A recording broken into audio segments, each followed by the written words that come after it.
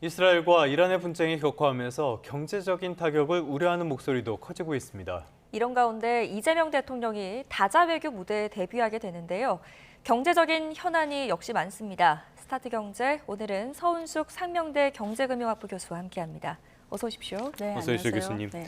트럼프 2기 행정부가 출범한 지 이제 5달이 조금 안 됐네요. 네. 그 사이에 세계는 엄청나게 위험해진 것 같습니다. 네. 미국이 경찰 역할을 포기하면서 너무나 위험해졌는데 이제 또 중동 쪽에서 문제가 터졌어요. 네. 이스라엘의 선제 공격으로 양측이 미사일 공격을 이어가고 있는데 전반적으로 봤을 때 우리 경제에 어떤 영향이 미칠 거다라고 보고 계십니까? 그러니까 이게 이제 어떤 그 상태로 변화되는지에 따라서 이제 굉장히 크게 바뀔 것 같아요. 예. 그래서 일단은 지금 국제적인 부분에서 전쟁이 일어나는 것만이 아니고 지금 미국하고 기타 인접 국가들이 좀 개입하는 상황으로 가고 있잖아요. 예. 그렇게 되면은 좀 전면적으로 확전이 될 가능성이 굉장히 커지는 거죠. 그렇게 되면은 외환 시장과 뭐 그다음에 우리 흔히 말하는 원유 시장과 그다음에 금융 시장의 굉장히 불확실성이 커질 가능성이 높다라고 예. 볼 수가 있습니다.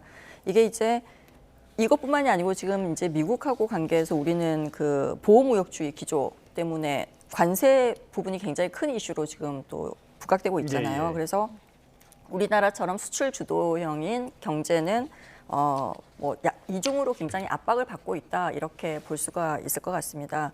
특히 이제 우리나라는 원유의 70%를 중동에서 지금 수입하는 에너지 의존형 경제라고 볼 예, 수가 예, 예. 있거든요. 네. 이제 그렇게 되면은 국제 유가가 상승하게 되면 결국은 그 수입 그 단가에 전부 다 그러니까 물건을 만드는 예, 거에 예. 단가에 영향을 다 미치게 될 것이고 결국은 수입 물가 지수도 올라가게 되고 기업의 수익 악화로 연결됐거든요. 근데 예. 이런 부분들은 결국은 주식시장에도 영향을 줄 수 있는 예. 여지가 있고요.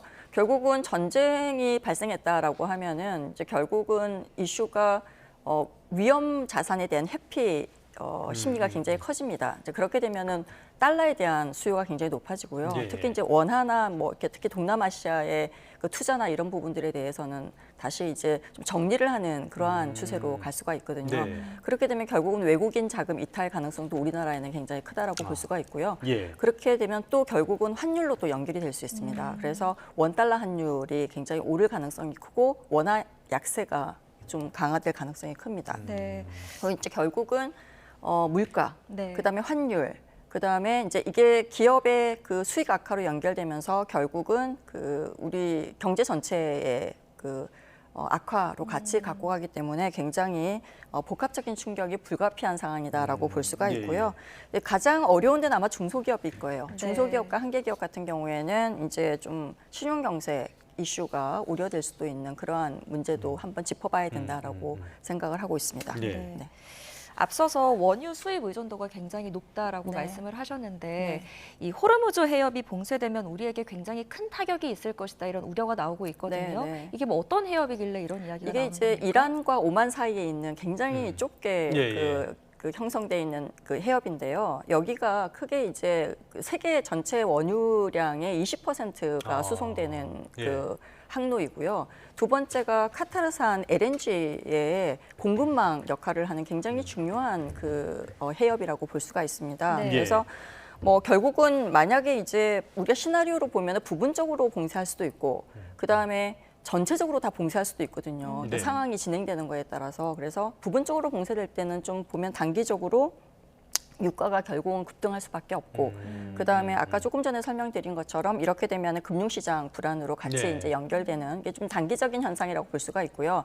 만약에 이게 전체적으로 다 완전하게 다 봉쇄가 된다라고 하면은 우리가 흔히 말하는 스테이그플레이션 이슈로 갖고 갈 수가 있습니다. 예. 스테이그플레이션이 어떤 이슈냐면은 우리가 원유가 오른다는 것은 공급 측면의 비용이 오르는 거랑 똑같거든요. 아, 그렇죠. 네, 예. 그래서 우리가 흔히 말하는 인플레이션, 수요가 늘어나서 발생하는 인플레이션은 GDP도 늘어나면서 인플레이션, 물가가 올라가는 건데 이거는 공급망에 그 충격이 가는 거기 때문에 GDP는 줄어들면서 물가가 올라가는 스태그플레이션 현상이 일어날 수가 있죠. 이게 경기에 굉장히 부정적인 영향을 갖고 올 수 있다라고 볼 수가 있고요.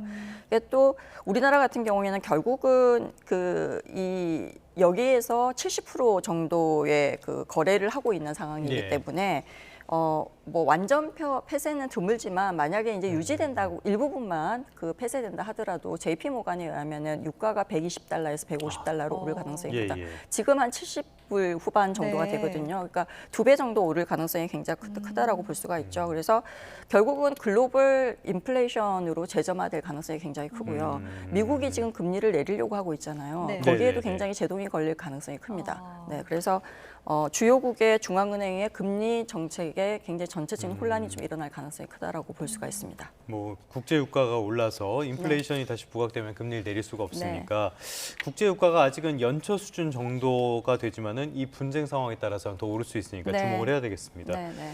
자, 지금 아까도 금융시장 말씀을 해주셨는데요. 금융시장을 보면은 사실 코스피가 허니문 랠리도 있고요. 네. 외국인들의 그 순매수도 이어지면서 2,900선 넘겼는데 네. 일단 지난주 금요일에는 2,890선으로 후퇴를 했어요. 네. 3,000선 돌파 조금 네. 어려워졌다고 봐야 되는 겁니까? 이게 이제 결국은 이란 이스라엘 충돌이 격화가 되면서 글로벌 금리가 굉장히 불확실한 상황이 됐고요. 예. 그다음에 환율 불안이 또 있지 않습니까? 그러니까 이게 이제 리스크 요인으로 급격히 이제 부각이 되면서 외국인 매수세가 둔화되고 있습니다. 아까 말씀드린 것처럼 이렇게 그 리스크가 커지면서 나타나는 현상 중에 하나가 안전자산 그 수요 심리가 굉장히 커지거든요. 예. 그렇게 되면 주식시장에서 외국인들이 이제 위험 자산이라고 하는 부분들은 팔고 나가는 부분들이 있기 때문에 예. 요 그 외국인 매수세가 당연히 둔화될 가능성이 굉장히 크고요. 그래서 결국은 이렇게 되면은 뭐 3,000선 돌파는 FOMC 이후에 미국이 예, 금리를 예. 어떻게 할 것인가와 예. 그럼 향후 중동의 그 전쟁 정세가 어떻게 바뀔 것인지에 따라서 위기 완화가 될 것인지 여부에 따라서 아마 결정이 될 것으로 보입니다. 네. 앞서서 환율 불안 우려된다라고도 말씀을 하셨는데 지난주에 보니까 원달러 환율이 좁은 범위에서 등락 오가면서 숨고르기 양상을 보였습니다. 네. 만약에 앞으로 이 중동의 지정학적인 불안감이 점점 더 확대가 된다면 어떤 전망 하시겠습니까? 첫 번째 외국인 자금이 유출이 되고요. 그 다음에 두 번째가 경상수지 적자 가능성이 큽니다. 네. 왜냐하면 이제 수입 물가나 이런 것들이 굉장히 오를 가능성이 크고 하기 때문에 그리고 결국은 미국이 금리를 그대로 물가 때문에 유지를 한다고 하면은 결국은 달러 강세가 유지가 될 수밖에 없거든요. 네. 근데 이렇게 되면은 결국 그 원달러 환율이 강세로 갈 수밖에 없는 네. 구조다 보니까 1,400원을 돌파하는 것도 조금 시간이 지나면서 지켜봐야 되는 상황이다라고 우리가 생각을 할 수가 있고요. 그다음에 이제 이렇게 되면은 금융 당국이 어떻게 할 것인지가 굉장히 중요하다라고 볼 수가 있죠. 사실은 네. 그래서 뭐 한국은행이 예를 들어서 뭐 물가 대응보다는 지금 이제 물가가 어떻게 될 것인지가 지금 좀 이슈가 되고 있기 때문에 네. 특히 유가가 급등할 경우에 더 영향을 미치잖아요. 네. 이때 경기 부양이나 외환 안정에다가 좀 한국은행이 그 좀 중점을 둔다 이렇게 되면은 원화 약세가 단기간에 좀 제어하기가 어려울 가능성이 크다라고 볼 수가 있겠습니다. 알겠습니다. 굉장히 우리 내부의 문제도 많은데 네. 외부 상황도 정말 도와주지 않는다라는 생각이 드네요. 네. 뉴욕 증시 역시 이런 중동 분쟁에 영향을 받게 될 것 같은데 네. 그 밖에 눈여겨볼 만한 일정 어떤 게 있을까요? 뭐 방금 말씀하신 것처럼 어쨌든 이스라엘, 이란의 전면전 여부가 가장 그 예, 미국의 뉴욕 증시에 가장 크게 영향을 볼 것 같고요. 그다음에 6월 18일 날 FOMC 점도표가 발표가 됩니다. 네. 이제 향후의 금리가 어떻게 될 것인지를 보는 우리가 이제 점도표라고 볼 수가 있고요.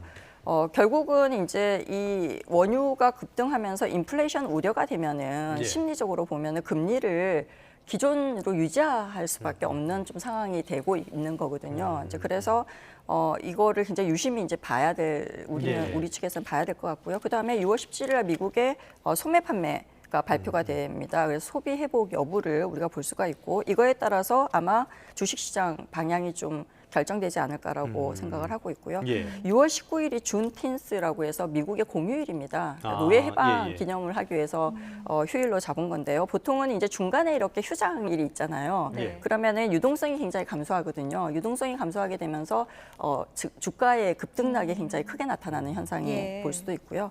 네, 이 정도로 얘기를 드리도록 하겠습니다.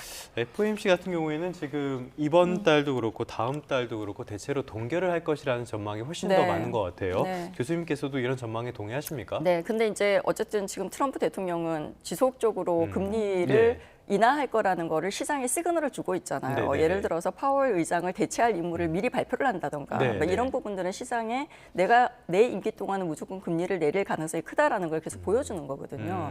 그래서 그 부분도 이제 무시는 못합니다. 시장에서 네네네. 받아들이는구나. 근데 인플레이션 이슈가 결국은 있고요.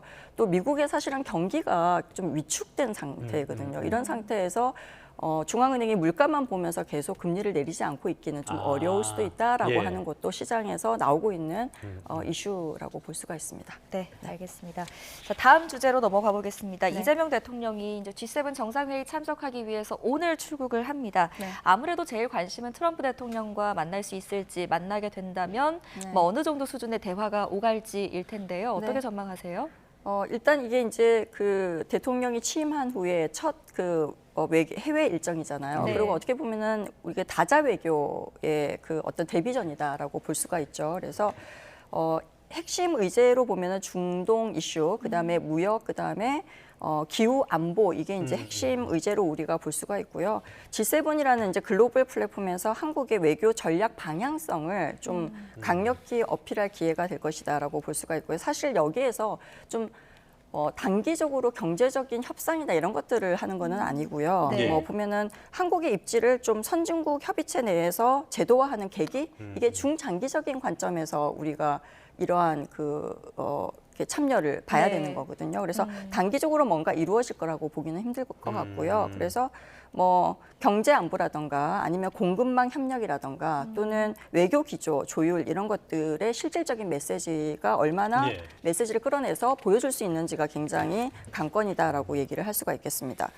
여러 가지 이슈들이 많은 상황에서 다자 외교의 무대에 서는 네. 건데요. 네. 일단은 말씀하신 것처럼 첫 자리니까 네. 그렇게까지 압박이 없을 수도 있다라고 생각할 수 있겠지만은 트럼프는 트럼프니까 네, 맞습니다. 어떤 또 돌발적인 이야기가 나올 줄 모르겠거든요. 일단은 미국이 요구하고 있는 것은 반도체, 배터리 등 전략 산업 부분의 공급망 파트너를 요구를 하고 있고 예.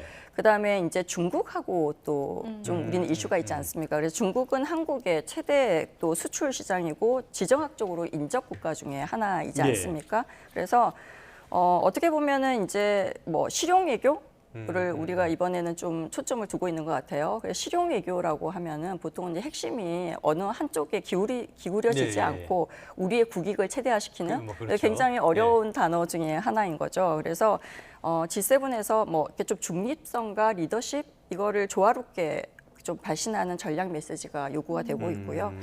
이거가 가장 중요한 게 뭐냐면 우리는 EU하고 인도가 다자 네트워크에서 굉장히 중요한 그 관계를 보이고 있거든요. 그래서 이러한 부분에서 입지 강화를 좀 시도할 수도 있다라고 볼 수가 있겠습니다. 그래서 조금 전에도 말씀드린 것처럼 균형 외교가 단기 협상력보다는 중장기의 국제 위상 구축하고 직결되는 그러한 예. 이슈거든요. 그래서 네. 거기에 좀 초점을 두고 볼 수가 있고 어쨌든 경제 안보 연계 대외 전략 부분에서는 신경을 굉장히 쓸 것이다라고 예. 보고 있고요. 그래서 반도체, 배터리, 인프라 분야에서 미국과 협력하는 방향으로 가되 중국과의 교역 다변화를 위해 통해서 좀 리스크를 완화하는 방법의 전략을 갖고 가지 않을까 이렇게 생각을 하고 있습니다.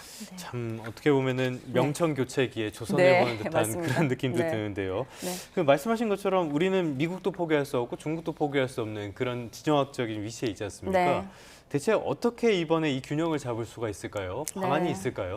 아니 그렇지는 않겠죠, 당연히. 네, 그래서 조금 전에 말씀드린 것처럼 미국과 어쨌든 협상 통로를 가서 외교적으로 만들려고 굉장히 노력을 할 겁니다. 그래서 미국에서 요구하는 그 전략 산업 부분에 대해서 우리가 어떻게 이제 협상을 할 것인지 몇 가지 안을 갖고 갈 것이고요. 그 다음에 두 번째는 이제 중국하고의 관계도 굉장히 중요하다 보니까 네. 결국은 방금 얘기했던 것처럼 실리 외교, 균형 예, 외교에 예. 방점을 두는 형태. 그리고 이러한 G7 무대가 단기적으로 무슨 전략을 갖고 와가지고 협상을 통해서 얻어낼 건 얻어내고 이렇게 하는 것보다는 중장기적으로 예. 국가의 어떤 위상이나 경제적인 방향이나 이런 것들에 대한 메시지를 주는 것이 굉장히 중요하거든요. 그래서 예. 거기에 좀 초점을 두면서 아마 국제 무대에서 이렇게 좀 참여하지 않을까라고 생각을 하고 있습니다. 네, 알겠습니다. 오늘 여기까지 듣겠습니다. 네. 오늘은 서은숙 상명대 경제금융학부 교수와 함께했습니다. 잘 들었습니다. 네, 감사합니다. 고맙습니다. 네.